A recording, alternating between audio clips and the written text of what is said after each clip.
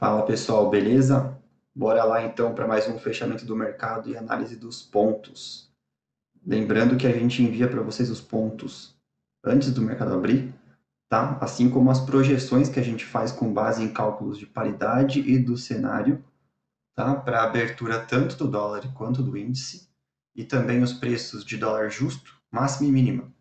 Tá? Hoje a gente passou para vocês a abertura do dólar no 326,5, sendo o 31,5 como dólar justo e o 59 como a máxima do justo e o 304 como a mínima do justo, tá? Assim como a abertura do índice no 110.130, beleza? Então o dólar ele abriu com um gap de alta aqui, um pouco esticado, já próximo da mínima, da máxima do justo, tá? O dólar ele abriu aqui em cima do nosso ponto do 45,5 e ele foi testar lá em cima o 56 no primeiro movimento, mas não teve força e trabalhou para baixo do ponto dos 53,5. Então ele ficou encaixotado aqui nesse range de 12, 15 pontos aqui durante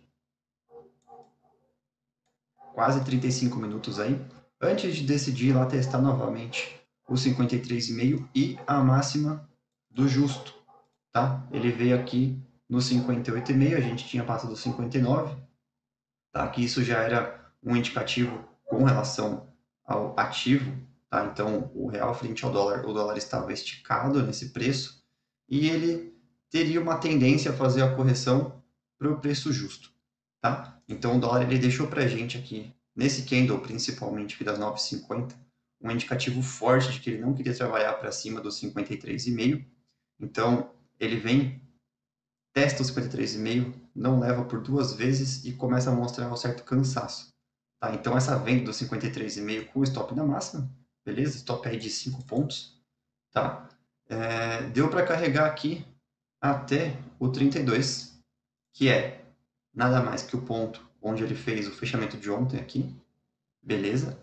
E também o nosso dólar justo, tá? Então o mercado ele vem até o 32,5 aqui, 31,5, essa região do 30, tá?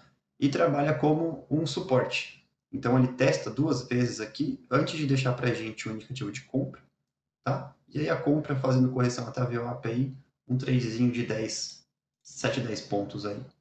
Beleza? Nisso o mercado ele trabalha aqui essa região do 330 com 343, tá? Até o momento que ele não consegue ganhar a VWAP, ele perde novamente a média mostrando força na tendência de queda e ele perde o nosso ponto do 32,5 aqui, tá? Aí com força já deixando o indicativo de venda e traz novamente até o ponto do 23,5, beleza? Então vem até o 23,5 aqui e começa a trabalhar entre esses dois pontos. E aí ele não consegue manter e perde novamente, vindo buscar aqui a região do 310.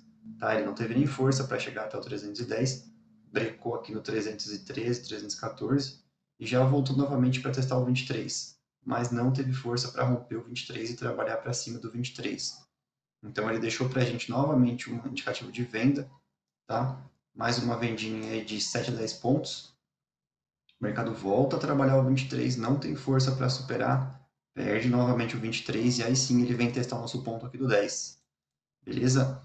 Ele vem testar o 10 e aqui ele já não tem mais vol, né? Já fechou a Petax, já está o movimento da tarde aí, esse horário entre 1 e 3 da tarde, que é um horário bem parado do mercado, tá? Então ele fica derivando aqui em cima do ponto 10 até o momento que ele perde e vem buscar o 296, que foi a mínima, beleza? Um pouquinho fora do que a gente tinha projetado, tá? Mas aí já passou o Petax, o dia já estava feito, beleza? E o mercado ele vem trabalhando aqui na tarde, não consegue se manter abaixo do 300, recupera, tá? E vem buscar novamente o ponto do 23,5 e aí sim ele supera o 23,5, leva o 32 e volta a usar o 32 como suporte, beleza? Dias como hoje, tá? Bem tendenciosos, né? O que a gente fala aqui, o mercado ele fez claramente um movimento de queda forte. Existem algumas ferramentas, tá? Algumas ferramentas que vocês podem aprender a utilizar, e entre elas a Fibonacci. Tá? Eu vou mostrar aqui para vocês com um gráfico limpo como vocês podem ter uma visão clara da tendência, tá? Como operar a favor da tendência. Eu vou mostrar para vocês aqui bem rapidinho. Então, se a gente tiver o gráfico limpo aqui, o que a gente pode notar? A gente tem uma região de topo e uma região de fundo, tá? Isso até as 10h15, 10h30 aqui. Então, o que a gente vê? Se você utilizar Fibonacci, tá? Do topo ao fundo, você vai ver que o preço, isso levando em consideração até as 10h50, tá? Informação que a gente tinha aqui. Ele não consegue trabalhar para dentro das retrações de Fibo e forma um terceiro movimento, né? Um segundo movimento de queda, que seria o terceiro movimento. Queda, correção, queda. Quando ele perde o 100%, tá? Como que você analisa isso? Você faz uma projeção de Fibo, tá? Então você puxa do topo ao fundo, traz até as retrações e olha só que engraçado, tá? O mercado ele deixa pra gente um trabalho aqui. Quando ele perde esse 25, ele vem buscar a região do 14 aqui. Ele tenta voltar para cima do 25, não consegue, tá? E aí ele perde essa região do 25. E olha só que engraçado. O 161% da projeção de Fibonacci foi justamente a região da mínima, tá? E se a gente voltar lá para o nosso outro gráfico, olha só. Aqui está a Fibonacci, tá? Eu vou deixar de outra cor para vocês conseguirem ver de uma forma melhor. Então, eu vou colocar ela aqui no vermelhão. Então, olha só o que o mercado faz. Tá? Quando ele desarma aqui o 32, coincidentemente o nosso ponto, tá? Ele vem, perde 25, 23, nosso ponto também, vem trabalhar o 14 aqui, o 100%, não consegue voltar para dentro, deixa novamente, vocês podem ver que as vendas coincidem aqui, e olha só, tá? Isso é estudo de mercado, tá bom? Não é coincidência. Se vocês forem estudar, se vocês forem pegar livros de análise técnica e procurar estudar como funciona a Fibonacci, vocês vão ver que é uma ferramenta muito legal. E aí vocês têm, tá, um movimento claro de baixa. E o mercado, ele trabalha em 11. Queda, correção. Olha só que engraçado, novamente o Fibonacci. Então, se você tem um movimento inteiro de Fibonacci armado, olha o que o mercado faz. Ele tem aquele fundo, 161% da outra Fibo, né? Olha onde ele vem respeitando aqui, tá? Os pontos de retração. Beleza? Então, só para vocês ficarem ligados que quando eu começar a estudar e isso aqui fizer sentido para vocês dentro do dia de vocês, tá? No operacional de vocês, vocês vão ver que vai fazer muita diferença. Beleza? Agora vamos lá para o índice. Já o índice aqui, ó, a gente tinha o fechamento de ontem na casa do 110,059. A gente colocou até para vocês o fechamento. A abertura seria no 110,130, tá? Ele não chegou a trabalhar esse ponto 130, ele já abriu em queda, tentou fazer uma correção e afundou forte no começo do dia. Lembrando que as bolsas dos Estados Unidos não funcionaram, então os mercados estavam com menos liquidez.